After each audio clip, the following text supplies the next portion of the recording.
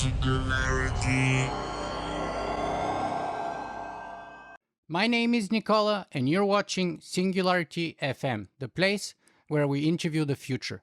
If you guys enjoyed this podcast, you can help me in one of two ways. Number one is you can go on iTunes and write a brief review about my podcast. It would really help me a lot. And number two is you can simply go to interviewthefuture.com and make a donation. Now, I want to start our episode today with a brief story. There are very few moments that stand out in my time from my time when I was an undergraduate student at the University of Toronto, and one such moment was the following. So I was in front of a room full of students trying to make two identical pendulums behave in a perfect synchrony and go perfectly together. Now, I gave it a number of attempts, and perhaps the best that I could do at the time was, I think, 30, if I'm generous to myself, maybe 45 seconds or so, which actually kind of impressed my professor at the time. Maybe it was the best attempt at that time. But yet, the whole point of that course, or at least that lesson, was about the topic of complexity.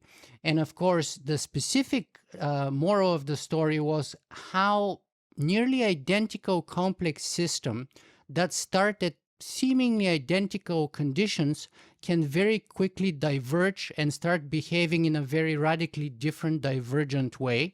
And not only that, but how it is incredibly hard to understand those complex systems to begin with, how it's even harder to predict how they will behave in the future, and maybe even harder than that to try and attempt to control such systems.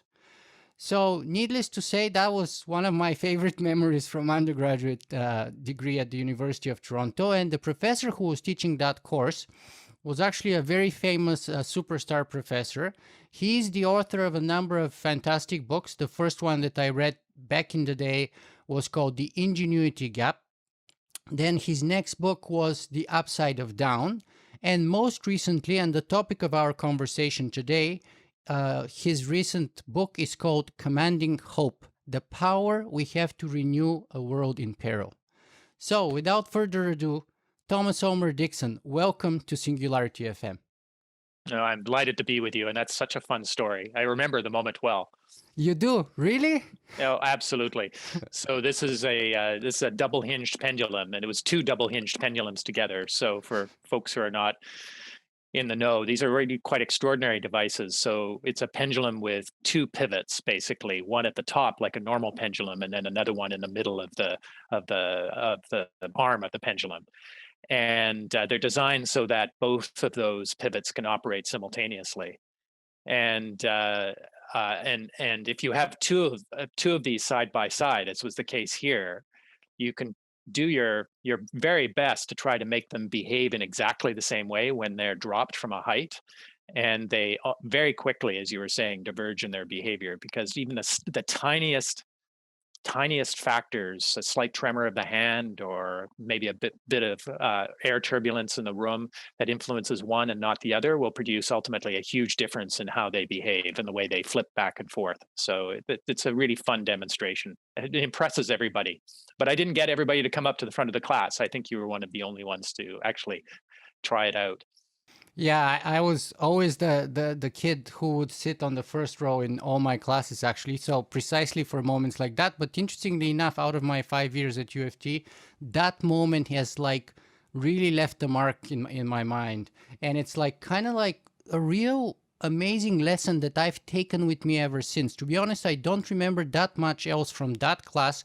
But the complexity moral of that story is like, now I can't even forget it. It's so well taught. So the interesting thing is that was I had that pendulum and I was using it in another course. And I think I just brought it into the class that you were in, just to give people a quick demonstration of this general idea. The complexity scientists call it sensitivity to initial conditions. And these double-hinged pendulums are highly sensitive to initial conditions.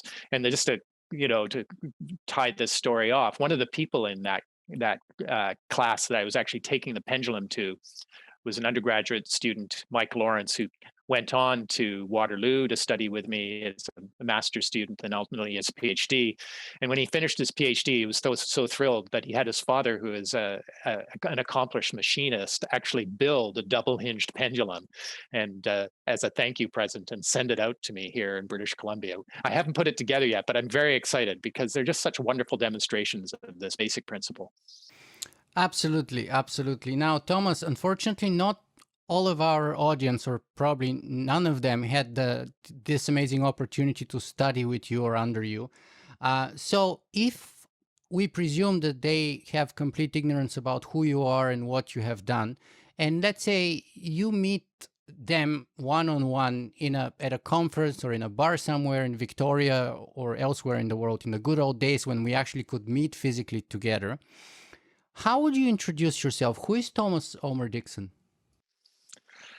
I'm a writer and I'm an academic and an enormously curious person who is very concerned about the world that my children are going to inherit. Sarah and I have two children, a 15-year-old boy, Ben, and a 12-year-old girl, Kate. And so a very important part of my identity is my identity as a father to these two children. Feel like any parent, enormous responsibility to them. My academic work has focused on, over the years, on the sources of violent conflict. So when I started as an undergraduate and went on to do my doctorate at MIT, I was very interested and still remain very interested in why people fight each other, why people kill each other en masse, sometimes millions of deaths a result from mass conflicts between human beings. I still regard that as an extraordinarily bizarre behavior, and I wanted to understand that more deeply. And then the other part of my academic interest focuses on our relationships with the natural world. I'm fundamentally an environmentalist. I'm deeply concerned about climate change. I'm very anxious to see the energy transition towards a zero carbon economy underway faster than it's happening. So I've brought those interests together in my work, the relationship between social breakdown and environmental stress, how various kinds of environmental problems such as climate change might ultimately undermine social stability around the world, and how we can prevent that from happening. So my writing focuses most specifically on those issues.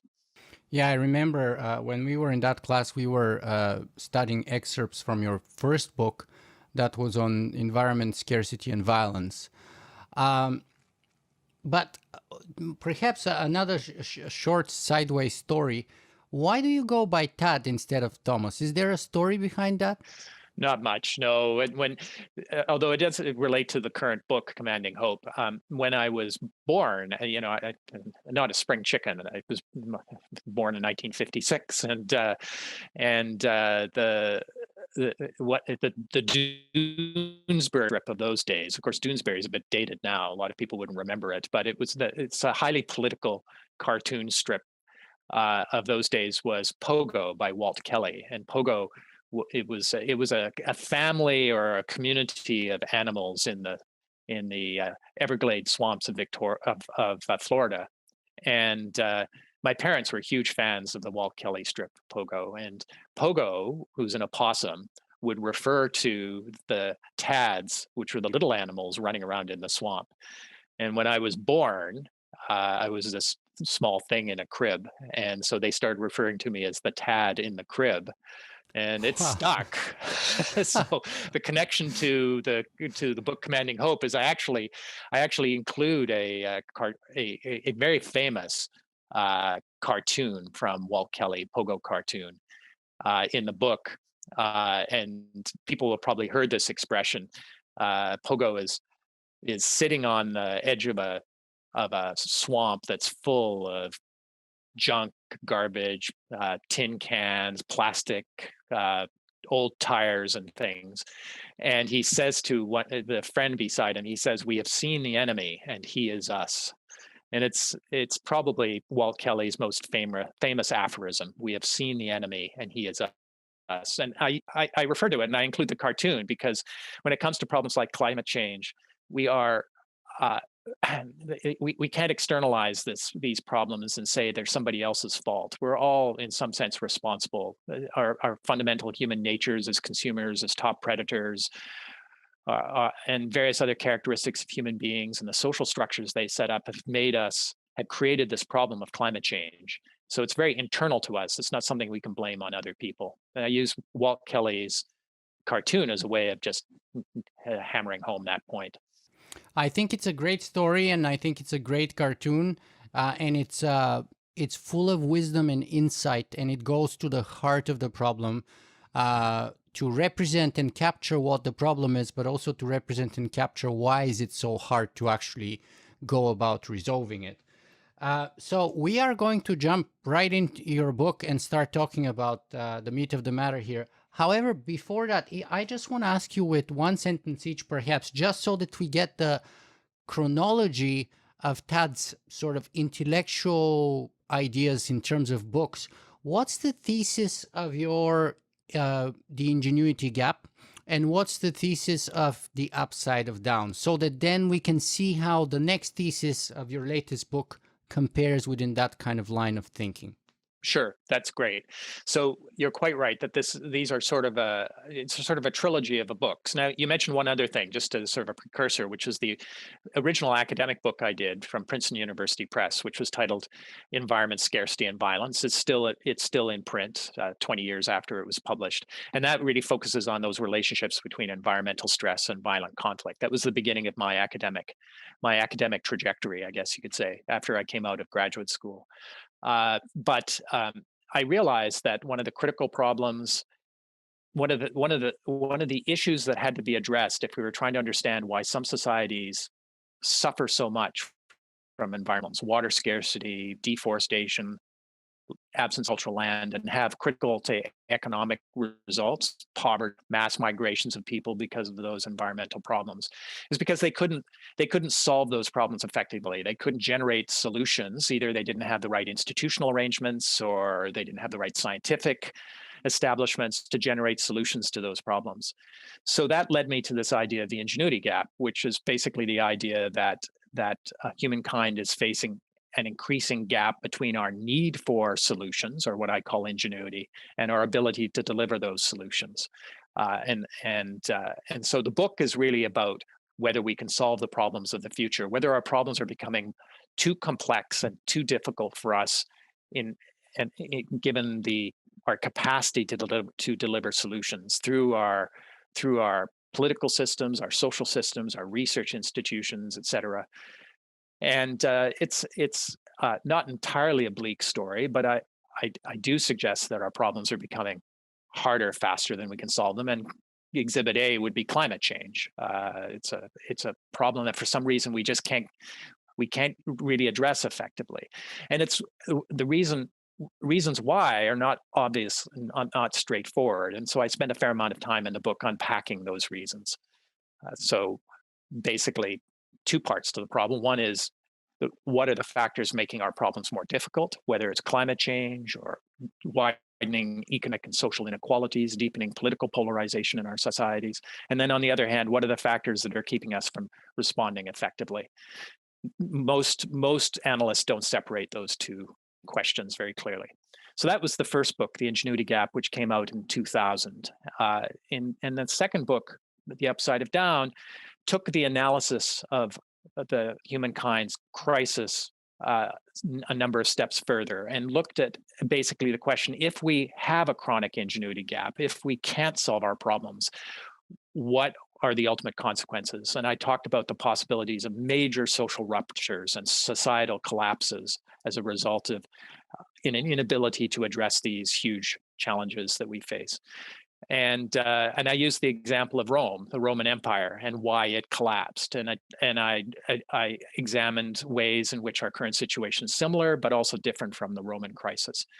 The title, The Upside of Down, though, was supposed to suggest that these crises that are emerging in the future could provide opportunities for creative renewal of our societies and institutions. The upside of crisis, the upside of down. So that was the second book, and it came out in 2006. And a lot of critics said at the point, and they were quite right, that there was a lot of down in that book and not a lot of upside. and it's partly because I kind of ran out of space. I'd written about 130,000 words, and I more or less finished my analysis of why we're facing major social ruptures and perhaps even societal collapse. And I hadn't gotten to the upside. But the other part of it was that I actually wasn't ready to write that upside. It took me ultimately another 14 years to publish the third book, which I worked on for a total of 8 years. It was by far the hardest of all the books I've ever written to write. I started it 3 times. Twice I threw out enormous amounts of material because it wasn't working. It was only in 2016 that I realized it really had to be about hope, that the core of my prescription, the 2 first books, the Ingenuity Gap and the Upside of Down, were both highly diagnostic. But the core of my prescription in this third book had to be a focus of hope, on the concept of hope and why it's so important and how we can sustain it.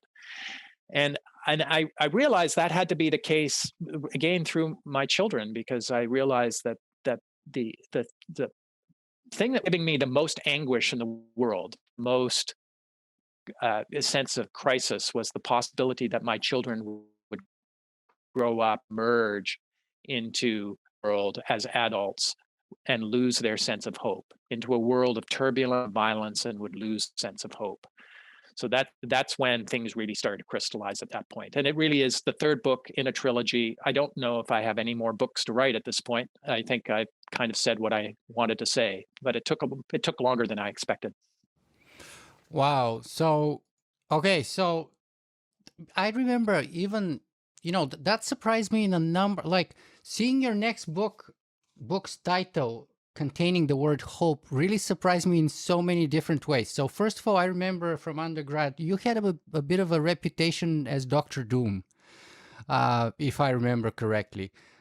Secondly, I remember a conversation I had with you once when I came to visit you in your office hours, and how we were talking about our shared interest in philosophy, and how you're sharing with me that you felt like you didn't make much progress there, and how you went into a lot more rigorous scientific approach where you can actually measure things and where you can actually see that you've made the difference and you've made some progress.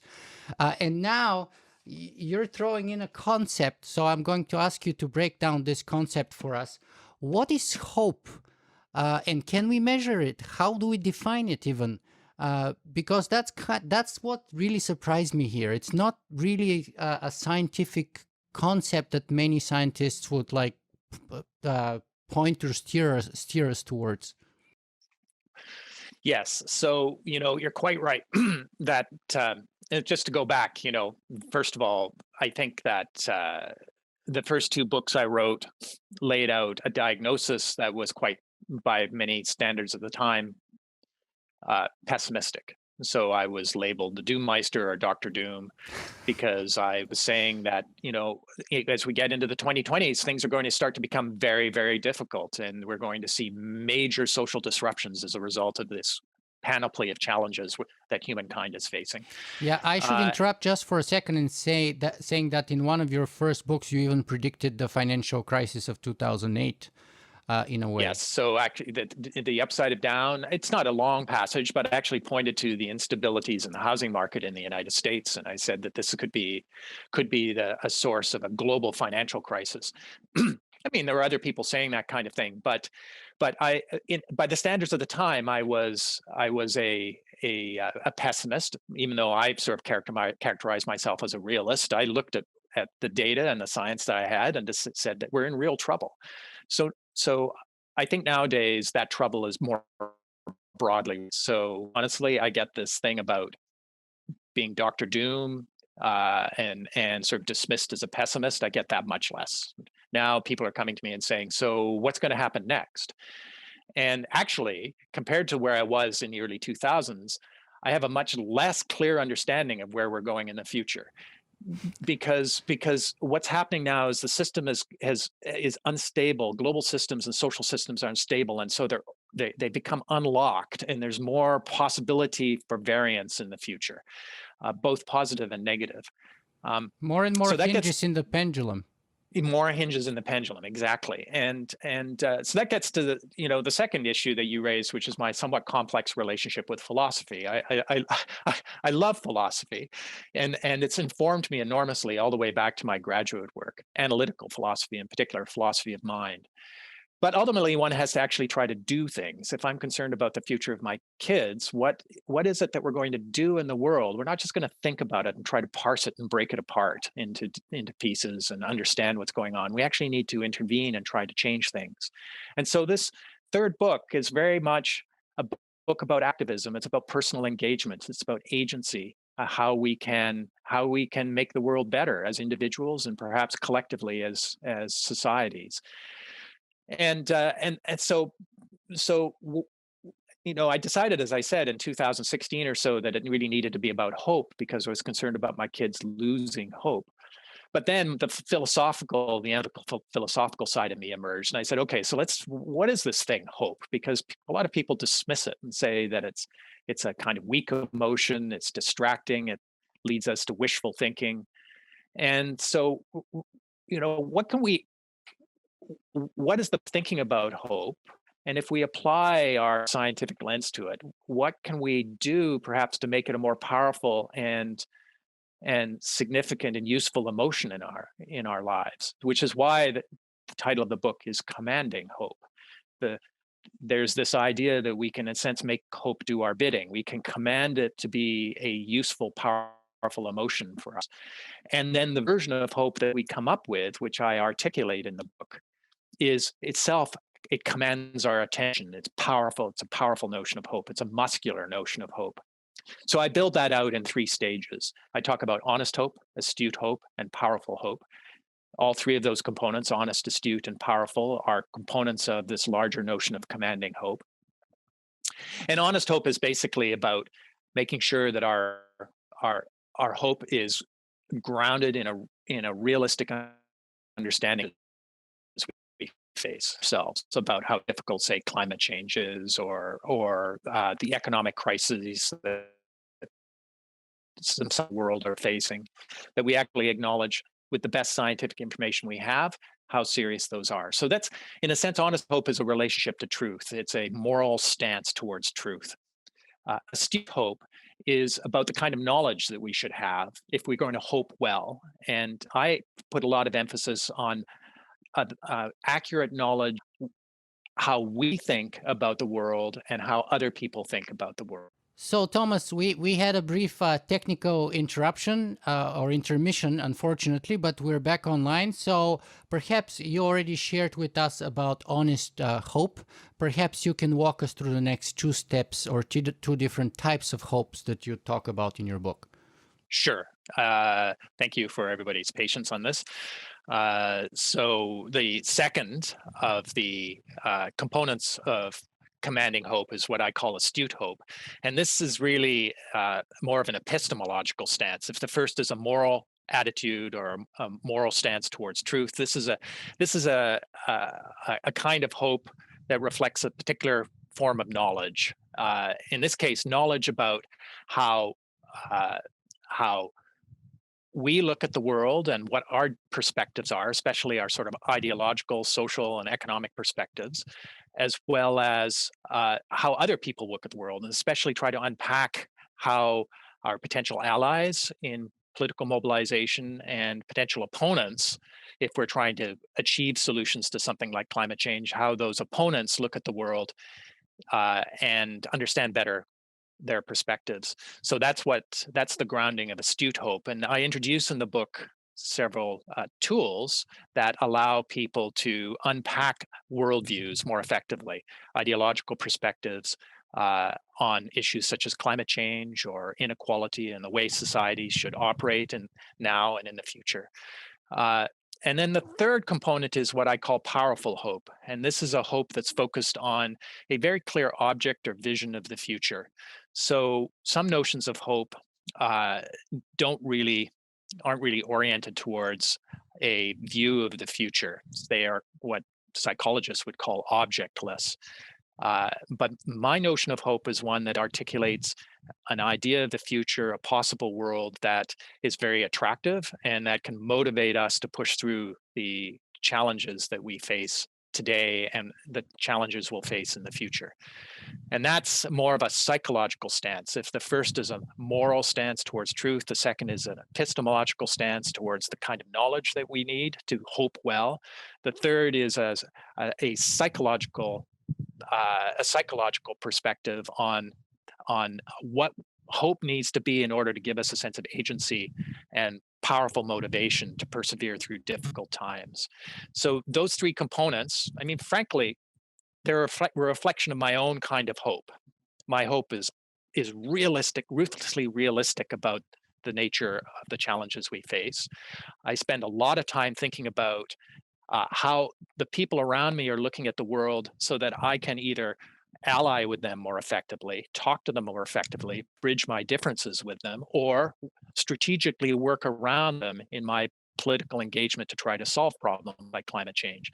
And then thirdly, it all only matters if I have an idea of where I want to go. What is the world that I want to have in the future that is appealing, and that a world in which I think my children will thrive? So in some sense, this notion of hope is very much a reflection of the way I unpack the concept. But in the book, I ground this in philosophy and psychology, positive psychology in particular, because there are a lot of people out there who've thought very clearly and well about hope. And so that's those ideas are a starting point for the way I approach the topic. And one key takeaway for me from the beginning of the book on hope from you that I think I'm going to take on from now on in my sort of everyday life, and it would make me self-conscious about the way I speak about hope and the way I use hope even, is the distinction between hope that and hope to. Can you please talk us through that, please? Yeah, so this is an important part of what I guess I would call powerful hope. It's the distinction that allows us to have a sense of agency in our use of hope. So most people, when they're asked about hope, will use statements like, I hope that it's sunny tomorrow, or maybe, more in a moment of humor, I hope that I win the lottery. Or in very practical sense, I hope that my ill mother will get better if she's got cancer or something like that. So these are common hope statements, but each one is a hope that locution or a hope that expression. So I hope that something will come to pass. A possible world in the future that I desire will come to pass. It's very passive. There's this sense that we have no control over any of those outcomes, and in many cases we may not. So, for instance, I don't have any control over the weather. It's sunny today, as you can see, but tomorrow it might not be. I can hope that it's going to be sunny, but I can't actually change it one way or the other. And that may be true with, for instance, my mother's illness. But I argue with commanding hope that, at least with respect to the challenges that humankind faces, these terrible problems that we're facing, we need to adopt a different kind of locution, a hope to locution. Now, every time you say, I hope to something, there's a verb. There's a verb that follows hope to. It's a verb that says we are going to be actively engaged. I hope to plant my garden tomorrow. I hope to convince my neighbors to not play their music so loudly. I hope to, I hope to work with my community to try to limit carbon emissions. I hope to help the world cap global warming at 1.5 degrees. In each case, we're saying, I'm going to be a part of that process.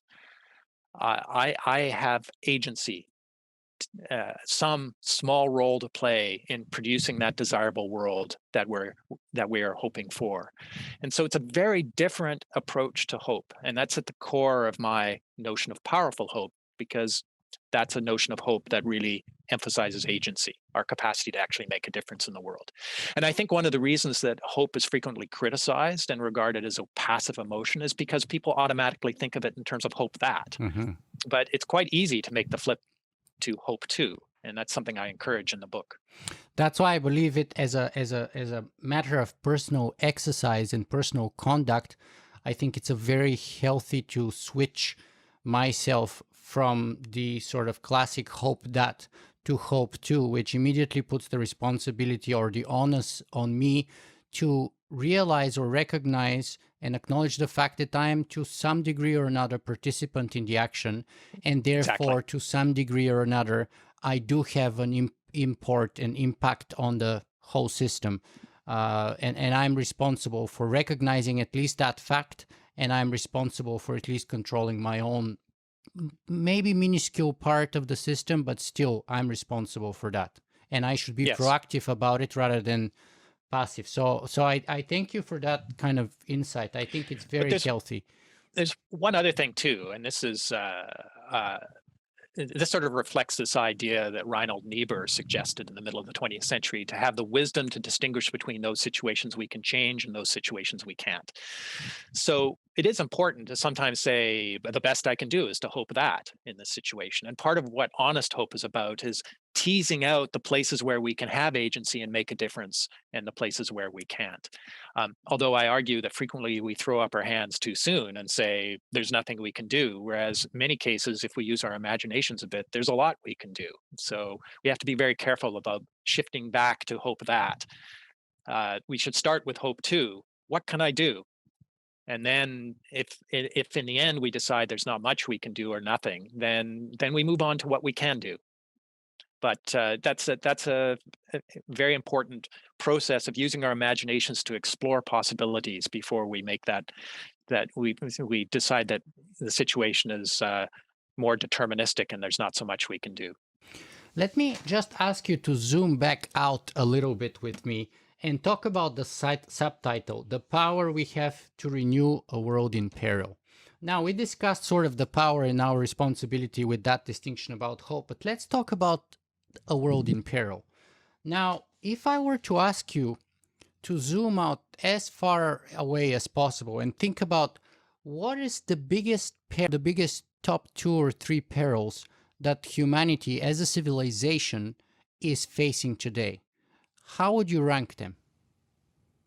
Well, right at the top of the list, and not the top of most people's lists, but right at the top of my list is our absolutely disastrous relationship with the natural systems around us, and the fact that we are pushing those natural systems beyond the boundary of their capacity to repair themselves or to stabilize themselves. I mean, climate change is the most obvious example, I think, now to people. Most people get that we've got a real problem with climate. I don't think they realize how serious the problem is for the most part.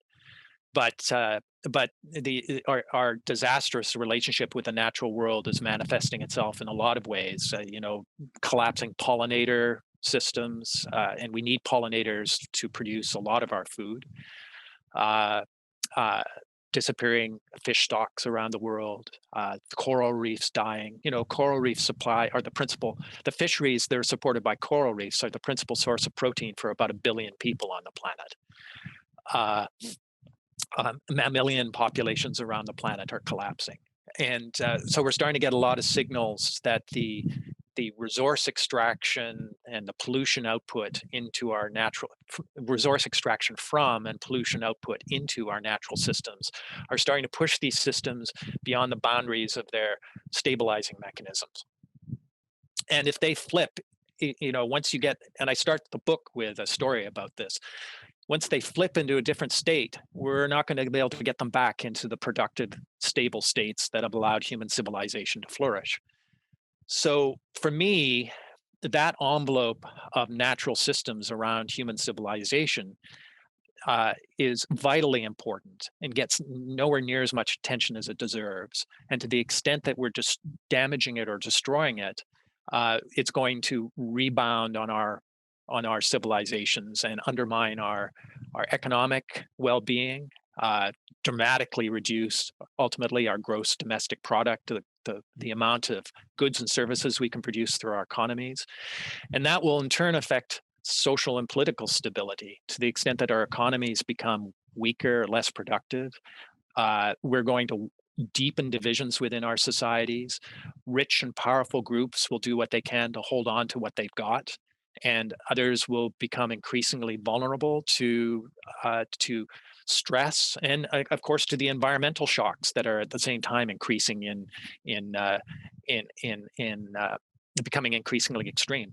So so this is a bad future. We wreck our natural environment, we end up wrecking our economies, and we wreck our political and social stability. So this goes back, to the beginning of our interview where I talked about my very early research, and it's ultimately why I spend so much time in my books talking about issues such as climate change. Climate change is going to become this century the dominant threat to the human species. I have absolutely no doubt about that. If we go even to 3 degrees warming, and we're about 1.2 right at the moment, above pre-industrial temperatures, but if we go to even 3 degrees warming, there isn't an ecosystem on the planet that will not be shredded by that. And there's no prospect for anything resembling liberal democracy to survive in a world that's 3 degrees warmer than it was pre-industrial times. We won't be able to grow the food, among other things, that we need to support the 10 billion people who will be on the planet. So that's right at the top of my list. And then there are a series of, I guess you could say, sort of subordinate or derivative problems. I've sort of talked about them.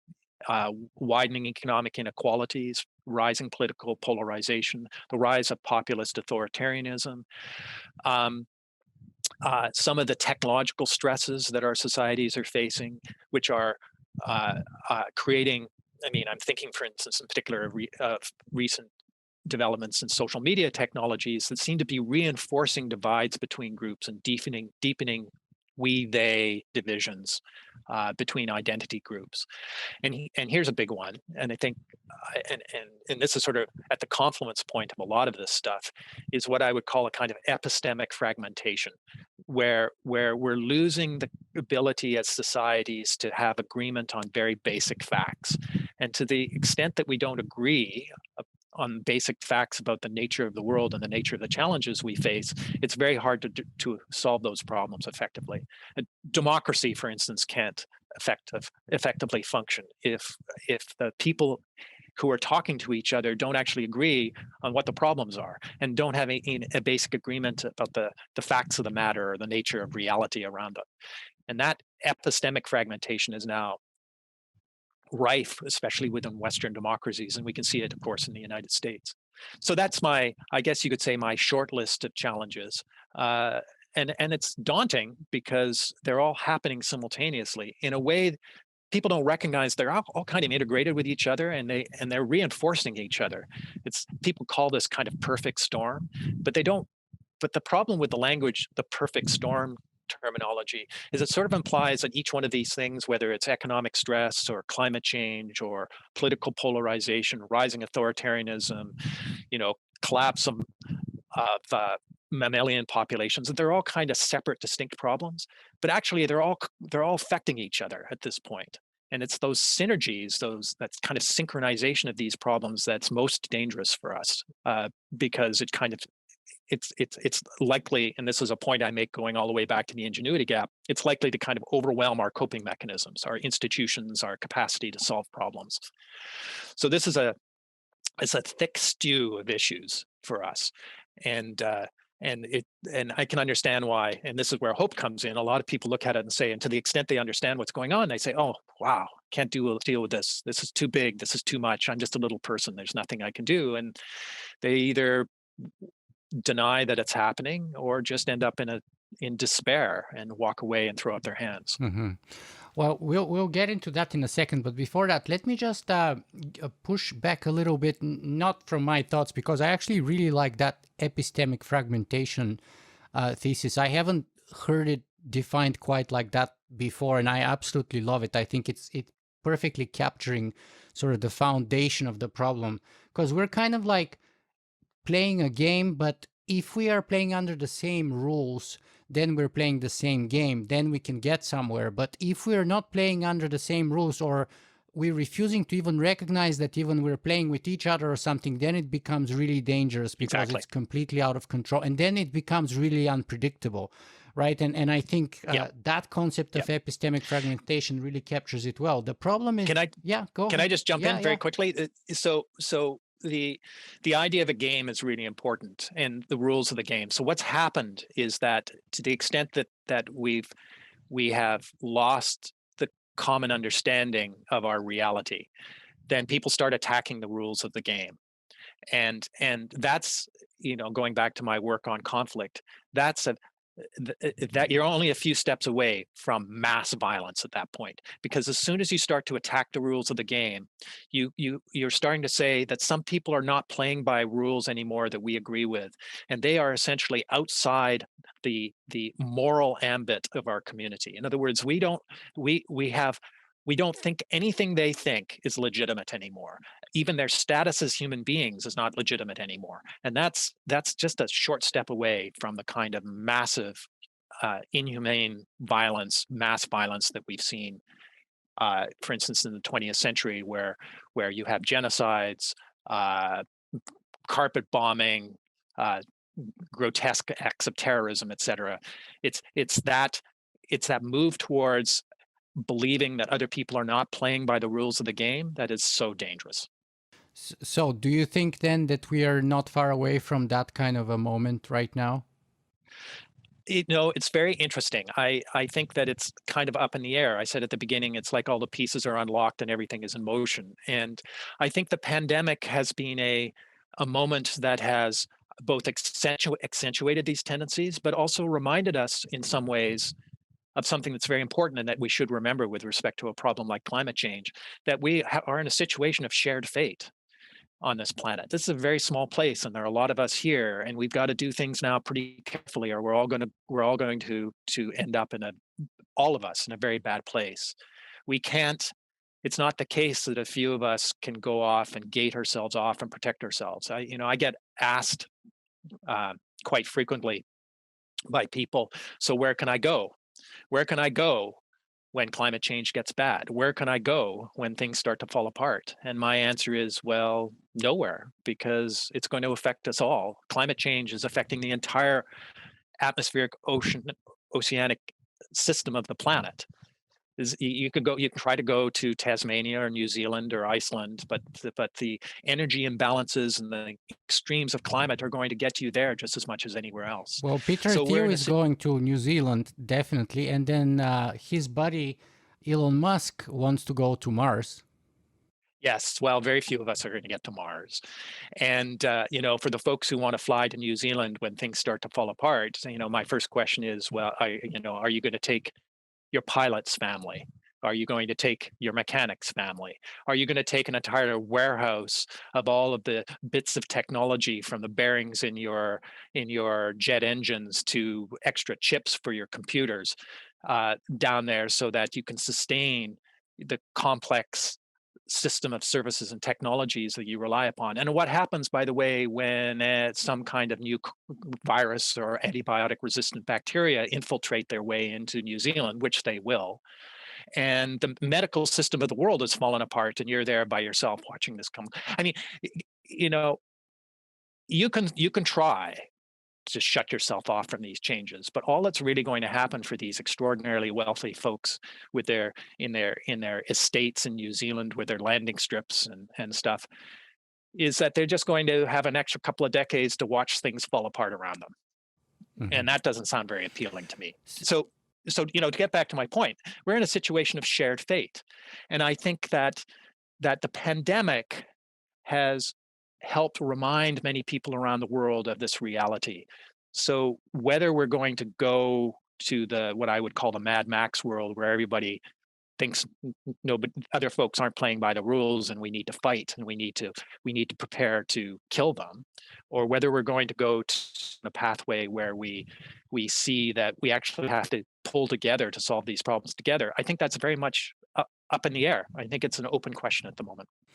Well, how do you feel from sort of, I don't want to call it criticism, but it's kind of like they're kind of stealing the light from this issue in a way by, I mean, take Elon Musk. He says that the biggest threat humanity has ever faced is artificial intelligence. And then you have Bill Gates, Steve Wozniak, even Dr. Stephen Hawking said that the beginning of AI may be the end of humanity. Elon Musk even said that AI is more dangerous than nukes, which I totally disagree with him. And actually, when I go and do my keynotes, I often say that in my view, the most dangerous phenomenon on the human on our planet is human stupidity. It's not Yes. artificial intelligence, because we're not anywhere close to artificial general intelligence, but yet human stupidity is prevalent all over the place. Yes. And Right. and as you said in the beginning, the enemy is us, right? And Yeah. that's also the point that I'm trying to get across when I go out and speak there. But yet people who are kind of getting disproportionate amount of mass media coverage, like Elon and others, are pushing the line that AI is the most dangerous thing on our planet. Well, so that you raised a bunch of really interesting points. And by the way, to my previous list, I would need to add nuclear weapons and their possible use. That's an issue that I started working on when I was a graduate student at MIT. That was one of the principal reasons I went there. I was part of a group of researchers focusing on the US-Soviet arms race in those days in the 1980s.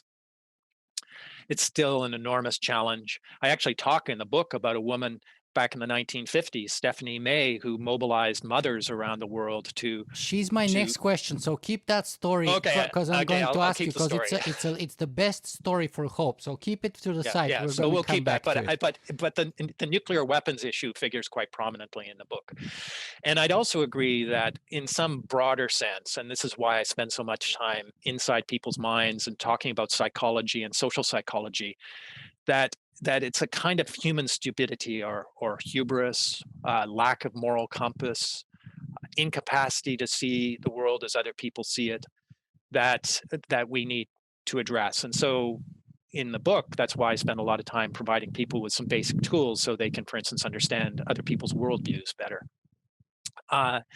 So artificial intelligence. When I was at MIT, I spent a fair amount of time working with artificial intelligence researchers in the 1980s. Now, of course, it was very different in those days. That was just the beginning of neural net research, thinking machines and the like. But I did get a pretty good understanding of the basic premises of artificial intelligence and potential applications, for instance, in natural language understanding, understanding everyday speech. And I've watched the evolution and the hype around artificial intelligence over the last few years with a bit of skepticism. It sounds like we probably share that skepticism. I think the most dangerous thing about AI is not super smart AI, it's stupid AI. It's artificial intelligence that is good enough to be put in charge of certain processes in our societies, but not good enough to not make really bad mistakes. Yeah, exactly. And I think it's interesting that people have backed off a little bit with autonomous vehicles. You know, everybody was super excited about autonomous vehicles, and Elon they was started telling us we'd be driving them everywhere by 2020. Right. Yeah, and then it turns out that it's actually fairly easy to spoof an autonomous vehicle system and its recognition of a stop sign by putting some kind of little distracting symbol on the stop sign, and then it no longer recognizes it. And then there's this broader issue of being able to get inside other people's heads as we're driving down the road. All the time we're looking at other people, and because we have very advanced theories of mind, we are coming to very quick decisions about what they are doing in their driving behavior, or whether they're pedestrians on the side of the street about to cross in a crosswalk or something. And we do things like we look at the direction of their eyes, we look at the expression on their face. If we're talking about somebody that might be just about to step into a crosswalk, we look at whether they're having a conversation with somebody. We look at whether we think they're distracted or paying attention. And we do all that processing incredibly fast. It's something that we've learned to do ever since we were toddlers, basically, interpreting social arrangements and social behavior around us. And it requires a very sophisticated understanding of human intentionality and human agency. You can try to program that into an AI system using a series of decision rules, and you will get it right most of the time, maybe even 99.9% of the time. But that 0.01% of the time can kill people. And I think what we're going to find with a lot of these technologies is that human beings actually do this stuff better and will continue to do it better for a long period of time. So I don't see the Terminator future coming to pass. I see something more like, I think it would be a good example of stupid AI in pop culture. I was thinking of Colossus: The Forbin Project, which was a movie from the 1970s. It was sort of a precursor to the Terminator series. But even there, the computer is obviously incredibly smart, Very and sort of smart, outstrips human intelligence. In this case, I think it's more likely that we will think that this particular set of procedures, AI procedures that we linked into our strategic nuclear weapons system, will keep us safer.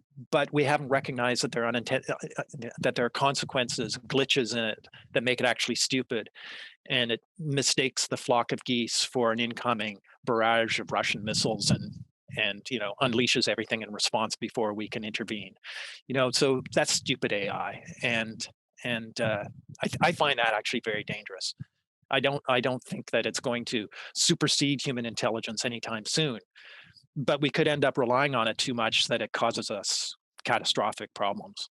Yeah, I agree with that. But so before I ask you about Stephanie's May story, let me just ask you one last thing here on this, because, there's people like Steven Pinker who would tell us about the better angels of our nature.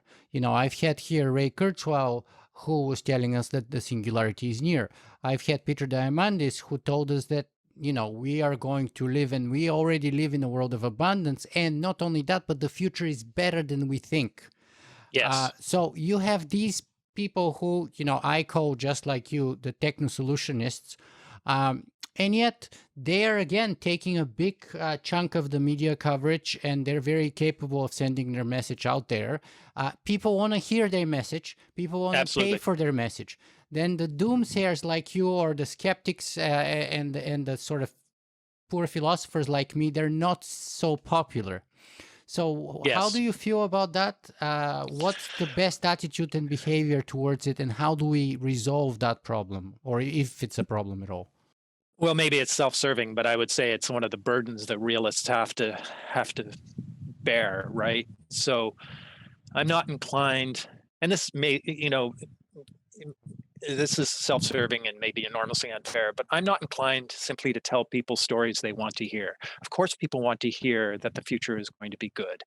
Of course, people want to hear that there's this trajectory of increasing abundance, that we can use our minds to solve all the problems we have, and we'll live to get forever on top of it. Right, exactly. And as you know, I think it's in chapter 9 of the book, or chapter 8, I mention these folks, all of the ones you just talked about. Kurzweil, Pinker, Diamandis, all of them are all mentioned.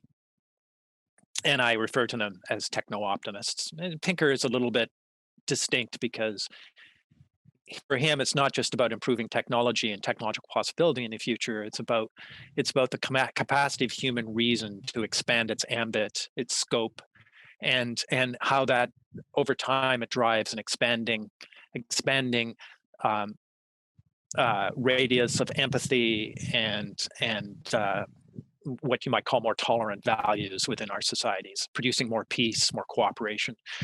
There's much, especially when it comes to Pinker, there's much I'm sympathetic with, and that I think we could have a very constructive conversation. But I think one of the mistakes that all of these folks make is they have a fairly selective interpretation of the past, where they identify a series of data points that suggest that things have improved a lot, and they have improved a lot. When you look at mortality, sickness around the world, when you look at general quality of life, we've seen extraordinary improvements in the spread of basic freedoms, although some of that's been ratcheted back over the last little while, last few years. But if you look back over the course of the last century, the quality of human life in general has improved enormously. But the mistake is to assume that it's to extrapolate those trends into the future and assume that the future is going to be simply a linear extrapolation or a more or less straight line extrapolation of the past. And instead, I think what we're looking at is the emergence of potential tipping points and massive negative nonlinearities in the system. And we can say that because we've seen these kinds of things happen in civilizations before, where people have said, oh, it's all good and we're all okay, and we just have to keep doing more of what we're doing, and we're on a great trajectory here. And then things go off a cliff. And the evidence is suggesting that there are cliffs coming. We don't know how close they are, but it could be coming soon, and they could be a disastrous consequence for us. So there's this tendency to look to the past and assume the past is going to be is The a future good is a better representation version of of what the past. right. The future is going to be basically a version of the past, and then the other part of it is that they frequently, they're quite selective in their use of data, and uh, they highlight successes, Hmm. and they aren't paying attention to sort of the structural inequalities in the global system and the enormous numbers of people who haven't actually seen a huge amount of improvement at all. Or They're the cost to the other costs, species and the right. biosphere. Right. And these external costs, which are building up kind of what I say beyond the horizon of our visibility. We dump a lot of carbon dioxide in the atmosphere. We don't see the consequences for a long time. And that's allowed us to transfer wealth essentially from the future and from our natural environment into our present consumption. But those costs are now starting to impinge upon us in major ways. So, I look at Pinker's book, his latest one, Enlightenment Now, and I read very carefully his section on climate change. He takes climate change seriously, but for me, this is a litmus test, right? He takes climate change seriously. He recognizes the gravity of the problem, but he still thinks that ultimately we can solve this fairly easily if we just apply our brains to it.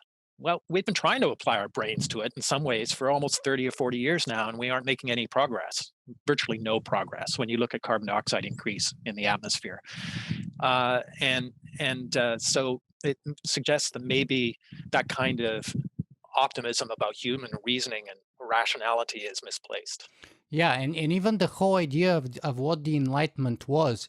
I interviewed Ada Palmer, who is one of my favorite historians from the University of Chicago, and she was talking about how people have this kind of romantic view of the Enlightenment, but how most people don't know the fact that life expectancy dropped from 35 to 18 during the beginning and middle stages of the Enlightenment, and how there were many communities where men of fighting age were completely disappeared, were an extinct species simply because of the violence that was ever present in those societies.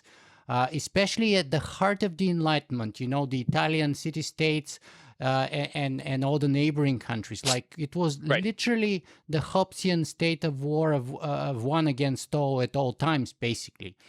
And even when it's historically a peace period, there is still ever-present violence at so many levels, right? Yes. Uh, Yes. so And even during the Industrial Revolution, which laid the foundation for this explosion of wealth around the planet in the 20th century, but in the early parts of the Industrial Revolution, the Dickensian period in the 19th century, there was a sharp decline in the well-being of large numbers of people as they were moved into essentially these labor pools to power factories and the like. So there are huge costs. These transitions involve huge costs, and it's easy to be Pollyanna-ish about it, to sort of look at only the bright possibilities and the bright sides and select the data. And I think there's a lot of data selection going on with these yeah, folks. especially if you're on the beneficiary end of things, if you end up being on the upside rather than the Yes. downside. Unfortunately, Todd, time is really advancing, so I'm starting to get concerned here. We only have 20 minutes left. So let's quickly touch on the best story about hope that I've heard in a very long time, which is the story of Stephanie May. And then we can hopefully jump towards what we can do about all of this. So now we've laid the groundwork, and we spent most of the time laying the groundwork of how profound of a problem we're facing today. And we touched on many of its facets. Now let's talk about the most hopeful story I've ever heard, one I've never heard before I actually read your book, which is the story of Stephanie May. Okay, so Stephanie May, it's very serendipitous. I stumbled upon this story. So I'll tell a story about the story, and then I'll tell the story itself. So the story about the story is that back when I started my university education here on Vancouver Island at the University of Victoria in 1977, 76, I guess, 75, 76, long time ago. There was a Canadian scholar and international public official by the name of Bill Epstein at the University of Victoria. He was taking leave from the United Nations to write a book on nuclear proliferation. He was one of the world's leading authorities on the spread of nuclear weapons around the world. And he was also the most senior Canadian in the United Nations Secretariat. But he was visiting for a year to write his book, and we got to know each other. He became my mentor for a number of years. And somewhere around that time, it might have been a couple of years later, he said to me, it was the mothers that made all the difference. He said, it was mothers mobilizing around the world that stopped the testing of nuclear weapons in the atmosphere. And if you're unfamiliar with that history that you're about to share with us, that sounds like the most ridiculous statement. Yes, it does. And actually, their mobilization around the world was the impetus for the Partial Test Ban Treaty, which was the first major arms control agreement between the United States and the Soviet Union that put testing of nuclear weapons underground instead of testing in the atmosphere. So, I file that in the way in the back of my mind and think about it. But 40 years later, when I'm working on this book, I realized I needed a story that would really capture this notion of hope that I was developing. And I remembered what Bill had told me. So I went to the web, as we do nowadays, and I entered a few search terms. And before long, I came up with a chapter in a book, and it had no name on it, but just said the title of the chapter was "My Mother Helped Save the World." And so I started investigating, and after a while, I discovered that the chapter was about this woman, Stephanie May, and I'll tell the story in a second. That the chapter had been written by Elizabeth May, who's the leader of the Green Party in Canada at the time, and somebody I happened to know. So I wrote to Elizabeth right away, and I said, "Gee, I'd like to know more about your mother and her work to stop the testing of nuclear weapons in the 1950s." And so Elizabeth said, "Well, I think my brother still has her memoirs at our old house in Cape Breton, because the May family had moved from the United States to Canada in the early 1970s. So I went out to Cape Breton a couple of months later, and I met Jeffrey May, and he brought over his mom's memoirs. It was a 400 pages typed manuscript, of which no other copy existed. And he said at the same time, I think you'll be interested in these scrapbooks. So he tossed a couple of scrapbooks on the table. And the scrapbooks were full of Stephanie May's correspondence with some of the most remarkable people in the 1950s and 60s. Pure gold. I just couldn't believe it. I was absolutely stunned by this. So that became the material for telling the story about Stephanie May. And the story is basically this. Stephanie May was a housewife in Bridgeport, Connecticut in the 1950s. And she was reading the newspaper, and she learned that an enormous number of tests that the Soviet Union and the United States were conducting in the atmosphere of atomic bombs and then hydrogen bombs were basically shrouding the entire planet in radioactive material, which was bioaccumulating into ultimately fodder and the milk from cows that her children were drinking, and was substantially increasing the risk of leukemia for children around the world. And Stephanie just thought this was outrageous. So she started what she could do at a local level. She started a petition, and she phoned local clergymen and priests and others in her community and asked them to distribute her petition to their parishes. And working with another housewife over a period of time, she got a couple of thousand signatures on a petition, which was a lot in those days. This was hard. You actually had to do the legwork, no email. You had to do the legwork. It wasn't all web-based in those days. She was working with carbon copies and Gestetners and things like that.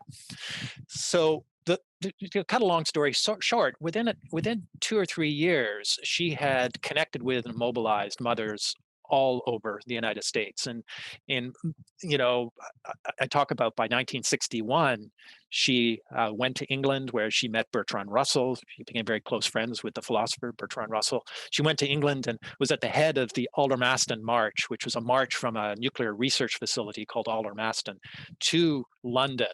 And then in front of 100,000 people in Trafalgar Square in London, she brought greetings from all the mothers in the United States who were working on this challenge of stopping testing. So I follow that story through the whole book.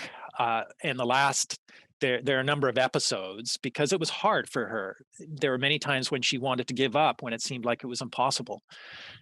But the final episode, she's engaged in a hunger strike outside the Soviet mission. And this is, I think, about 1961, late 61, if I recall. And the Soviets, there had been a moratorium agreed to testing between the United States and the Soviet Union. And the Soviets had just declared they were breaking the moratorium and they were going to explode the biggest bombs in history, a whole series of them. Yeah. So Stephanie said, this is crazy. This is not just about opposing the United States, it's about opposing the Soviet Union too. And her community of activists was not inclined to go as far as she was. And Stephanie said, well, I just have to do something. So she went on hunger strike outside the Soviet mission to the United Nations in New York. And she was just there by herself for days. And then all of a sudden the media started to pay attention. And she got national attention across all the major media in the last days of her hunger strike. And at that point, hunger strikes started all the way across the country, other mothers deciding that something had to be done. So I use Stephanie's story as a way of talking in a very personal way about this notion of hope, because her hope had those characteristics of honesty, astuteness, and it was psychologically powerful in just the way I try to articulate in the book. She's a living and breathing example of commanding hope. I think an example today of somebody who is exhibited the same kind of hope is Greta Thunberg, the young Swedish climate activist who is extraordinarily astute about how to operate strategically in her political and social environment. She's deeply honest about and realistic about the nature of the climate crisis and the science. And she has a very clear moral vision of where she wants to go, just the way Stephanie did. So that's the powerful hope component. That's the object of her hope is very clear in her mind.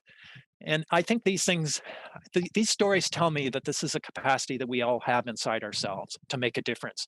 Stephanie didn't start out to change the world. She just started out to do something. And she ended up changing the world. But in the end, she actually led to the treaty. Her actions led us to the treaty banning atmospheric nuclear weapons testing. Right. So the interesting thing is there are a lot of different people involved. I mean, there were scientists and politicians and journalists, and there were all kinds of people who said, this is nuts. But what Stephanie did, and I do a systems analysis using some work of the famous systems theorist Donella Meadows, she actually, very deliberately, she wasn't a systems theorist, of course, but she knew what she was doing strategically. She created channels of communication between mothers who otherwise have been this kind of diffuse, amorphous group, disconnected group of people. She created a community identity of concerned mothers across the United States. And then she created a channel of communication between those mothers and very powerful politicians in Washington.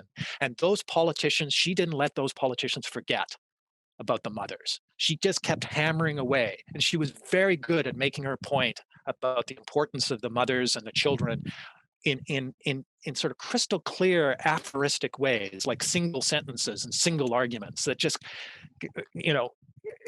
sometimes just left her opponents kind of speechless. They didn't know what to say because she was very smart and she knew how to operate within the system because she knew she had this kind of very astute understanding of how the other people she was working with saw the world, whether they were opponents or allies, and she could work strategically with those folks and around those folks as necessary.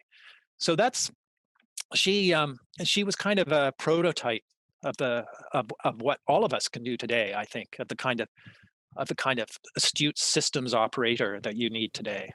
So Todd, we have about 10 minutes left. So we managed to sort of lay out the story of the honest situation or challenge that we find ourselves in. We've gone through the story of Stephanie May, which is one of the most hopeful story about how a simple housewife from Connecticut can start the butterfly effect, which leads to the treaty banning atmospheric nuclear weapons testing. Which, by the way, goes back to the pendulum, right? Because these small things can make a very big difference, right? Absolutely dead on. And so, yeah. But now I want to bring in another element, where the pendulum metaphor is probably imperfect. because I want to bring in the importance of a story. And you here in one place of your book, and you're quoting somebody else when you say, when we get our story wrong, we get our future wrong. So we have about 8 minutes, Dad. What is the story that you want to tell us about how we should go about solving these problems, and the story of the future that would kind of inspire us and give us hope to actually start taking those actions? What's that story? Right. So that's a wonderful quotation from David Corton, who talks about the importance of stories. And this is something I begin the book with my daughter Kate finding an academic article, a scientific article on my wife Sarah's desk, and it's a grim scientific article. It basically talks about potential tipping points in the global ecosystems in the future if we continue to damage global ecosystems as we are right now, and it comes up with a specific prediction for when those nonlinearities might occur, when we might start to see the global collapse of ecosystems around 2045. And Kate is 4 and she can't read the article, and she asks her mother, "So what's this story about, Mommy? What's Sarah going to say?" Right? So she says, it's about how the world might change when you're a little bigger, darling. And goes back to her marking at the time, but Kate flips the article over and takes some of Mummy's colored pens and does a picture, which is reproduced in the book, of her own story of the future, which is a flower growing out of the landscape and a big happy face on the flower, and little Kate's a stick figure at the bottom waving at the viewer. So she's created her own story about the future. And so I come back to this issue of stories and how we organize our thinking and worlds around stories, and especially stories of ours, of what our own purpose in life is, how we respond to our desperate fear of mortality and death. I draw on the work of the anthropologist and social psychologist Ernest Becker, which has been elaborated by social psychologists in something called terror management theory. We to create these hero stories, these sense of immortality projects. We're going to be good parents. We're going to write a book. We're going to have a wonderful podcast. We're going to be a good community member. We're going to help build our local faith community. All of these things give us a sense of endurance and possibility beyond our mortal existence, right? They are symbolic hero stories or immortality projects. So we need to create these possibilities so people can see themselves in the future in such a positive way. At the end of the book, I say, there's another episode with Kate where she's very scared because she thinks something bad's happening, and she turns to me with tears in her eyes, and she asks, "Will this story have a happy ending?" And it's funny, we never ask that as adults because we know that most stories don't have a happy ending, and in fact, there's no ending to most stories. The world just keeps unfolding. But this book is really my, in a sense, attempt to articulate a story for my children. I start at the beginning of the book by talking about how kids build their imaginary realities. And Ben and Kate, when they were playing together when they were young, used the phrase "how about" all the time. How about, we create this with Lego blocks? How about we imagine this world and then live in it for a while? And we forget to do those how abouts. And in some sense, this book, Commanding Hope, is my how about for the children.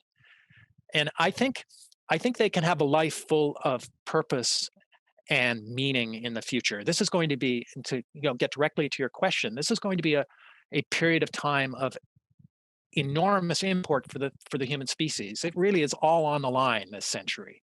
We're either going to grow up and learn to live as a mature species, a morally mature species, a not stupid species in this small ecosystem, and flourish together along with nature, or we're going to probably wipe ourselves out. It won't happen in one big bang. It'll be a long, extended process of disintegration of social order and decline in well-being. But over the long run, that's a species dead end. It might take centuries, it might take millennia, but it's a species dead end. So everything's on the line, and this is a moment where everybody can play a role. It's an extraordinary, exciting time in the evolution of our species. And it's a time when we can start to articulate new possibilities for the future, moral possibilities about how we see each other, so that we don't end up fighting each other. So I don't know. And the other part of this thinking about stories is to recognize that we don't know the worlds around us, the systems around us well enough to know that good things are impossible. So if somebody had said, and to come to the Greta Thunberg example, if somebody had said in 2017 that a little girl, 14 or 15 years old, is going to sit on the steps of the Swedish Parliament building with a sign saying in Swedish, "School strike," and her little backpack beside her, and she was going to galvanize a global movement of tens, if not hundreds of millions of people to demand climate action, we would have said, "Oh, that's a ridiculous idea. It's never going to happen." And yet it was right there across the boundary of what complexity scientists call the adjacent possible. It was just invisible to us. And Greta Thunberg single-handedly pulled it into the present and made it possible, pulled it into reality. There are many, many other possibilities out there, positive possibilities, I'm sure. Just because we don't see them doesn't mean they aren't there. And that gives me an enormous sense of hope. You do the Stephanie May thing, you do the Greta Thunberg thing, you do what you can in your own lives, you think big and you use your imaginations. We don't know what the possibilities are here for positive change. We may be on the cusp. This is the core of my positive story. We may be on the cusp as a species of a transformative revolution in human perspectives and living on this planet. It has happened before in the past. The great German existential philosopher Karl Jaspers has spoke of the axial age between 600 BCE and 200 BCE, during which 5 human civilizations all shifted their cosmologies simultaneously. They weren't communicating much with each other, but that shift in cosmology laid the groundwork for modernity. We may be on the cusp of a second axial age in the 21st century. And because the moment that we face as a species is completely unprecedented. We've never been in a situation like this before. So it's quite conceivable that unprecedented positive changes are possible for us. That's the story I tell about to my children that they can be part of. It's scary, exciting, but it's also meaningful. And meaning is the most important thing of all if you're going to push through scary times. Todd, for those of our viewers and listeners who may be interested in hearing more about your story and following you further along on your journey and perhaps even doing what we all hope they would do, which is to become active participant in that story, what's the best place for them to follow you and your work? Well, they can go to my website, which is homerdixon.com without a hyphen, HOMERDIXON.com. They can go to the book website, Commanding Hope. There's a lot of stuff there, including direct links to some of these tools for modeling people's belief systems. One that I talk about in the book called Cognitive Affective Mapping. We have software that allows anybody to do that, basically to represent other people's points of view, their emotional responses to the world, to a problem like climate change or to Black Lives Matter or anything. You can use these maps for all kinds of useful purposes. But the other thing I think it might be worth keeping an eye on is this new institute that I've worked to found here on Vancouver Island. It's called the Cascade. And in some ways, Commanding Hope is a 100,000 word pitch for what we're trying to do in the Cascade Institute, which is identify these possibilities for producing really big changes with relatively small interventions. Again, going back to the pendulum, if you just start the pendulum in a slightly different way, it follows a very different pathway. And so the Cascade Institute is about finding what we call high leverage intervention points in people's belief systems, in our institutions, in our technologies that allow us to tip the world more quickly in a very positive direction. And there's lots of material there that anybody can read that can show them what some of these possibilities might look like and how we can implement some of them in our personal lives. So that's, in terms of the substance, I'd start with the Cascade Institute website. It's cascadeinstitute.org. And the Institute's only been around now for 10 months, but there will be a lot more there. And that's probably where we're going to be putting all of the stuff that's relevant to this more hopeful story. And, I remember when I was playing with the pendulum itself, maybe I'm waving my own flag here, but my third attempt, I think, was pretty good and pretty impressive, relatively speaking. So I think hopefully what we could manage to do is kind of like, push it over 30, 40, 50, 60 years, which would give us more leeway, Exactly. more time to come up with better solution, better coordination, better story that would create that we-ness that you're talking about, or the Dalai Lama talks about oneness. Yes. And so that we can do what's required of us to do. But if we, just like I took that pendulum example for the rest of my life, now if people were to take a single lesson or the most important thing from our conversation with you today, what would you like that to be? Well, we come back to the Stephanie May story and the Greta Thunberg story. I mean, in some ways, Greta Thunberg is an enormously unusual person for a whole bunch of reasons. But Stephanie May, by all intents and purposes, she was a regular, what we would have called in those days, a regular housewife. I mean, she showed the capacity of an individual, perhaps at the right time and place, but also an individual who's stubborn, smart, persistent, can produce extraordinary change. But you mentioned the issue of we-ness. One doesn't ultimately do it by oneself. One has to build communities and a sense of common identity around these projects. And so this starts, fundamentally with what one does in one's family and within this community, the conversations we have around the dinner table, how politically involved one is, and the kind of how much time one spends to actually learn about the issues so that one's smart about them. These things are all things that ultimately we can do as individuals. The changes will happen. If positive changes will happen, they will happen because of the aggregate effect of the actions of enormous numbers of individuals. If we don't act, if we don't have hope necessary to mobilize ourselves as individuals to act as individuals, then the worst outcomes will come to pass. So in some sense, it all starts ultimately in our own hearts and in our own emotions. And it's a necessary condition, I would say, is this kind of hope. It's not sufficient, because then you actually have to do something. But it starts with believing that we can do something and we can make a difference when we work together with each other. Well, you know what? That kind of brings me to, and you talk about the book, the Tolkien distinction between two types of hopes, Amdir and Estel. So can you perhaps send us away, because I think this goes to the heart of what you're talking here, if I get this right.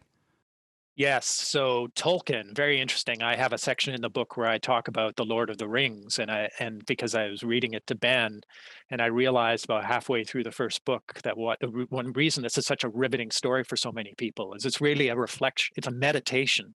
Tolkien was meditating on what we should do when a situation looks completely hopeless, because it looked hopeless for the Fellowship of the Ring, and yet it wasn't. And in many respects, what Tolkien is articulating in the book is very similar to what I call commanding hope. The Fellowship was realistic, astute, and they had a powerful notion of the possibility of the future. So again, it's the same kind of hope. But Tolkien was a brilliant man, and as clear and deeply grounded in philosophy and human psychology. And it turns out that he reflected on the topic of hope. The concept of hope is mentioned about 300 times in The Lord of the Rings over the 3 volumes, but it isn't unpacked in detail. But in papers that were published posthumously by his son, there is an exchange, a fictional exchange that Tolkien wrote between an elf king or elf prince, I think, and an old woman about the nature of hope. And they introduce in this conversation the difference between two kinds of hope, Amdir and Estel. And now these are concepts of hope that are fictional within Tolkien's cosmology, within his Lord of the Rings cosmology, Middle Earth cosmology, but still, he's clearly homing in on his own philosophy of hope. And Amdir is a kind of hope very similar to what I would call commanding hope. It's grounded in the best knowledge we have of the world. It requires that you have some sense that good things are possible. The possibility may be very small, but they're still possible. We can have hope with very small possibilities, but those possibilities, he would argue, with this notion of Amdir, have to be grounded in real empirical facts and understanding of the world. But then he had this other notion of hope called Estel, which was a hope that is more objectless. It's more an attitude towards the future. It's the sense of that even if we can't see any clear positive possibility in the future that would ground Amdir, the Amdir kind of hope, we can still have this sense that there are things we don't know that mean that things could turn out well for us. And for me, what I think Tolkien is saying is that, just as I was saying before, our systems around us and our worlds are so complex that we actually will never know enough to be sure that there's no grounds for hope. We cannot know enough to be pessimists, basically. We cannot know enough to be pessimistic. And how does Gandalf put it at one point? He says, this is a remarkable statement. I must have reread this 1,000 times. He said, despair is only for those who know the future without any doubt. We do not. Yeah. And that, for me, is the uncertainty itself. Most people find uncertainty very scary. But for me, the uncertainty about the future is an enormous source of possibility. It's emancipatory. It means we can use our imaginations to explore alternatives all the time. Despair is only for those who know the future for sure, and we do not. Now, we do not. I love that. Thomas Homer-Dixon, thank you very much for being with us today. Thank you. This has been fun.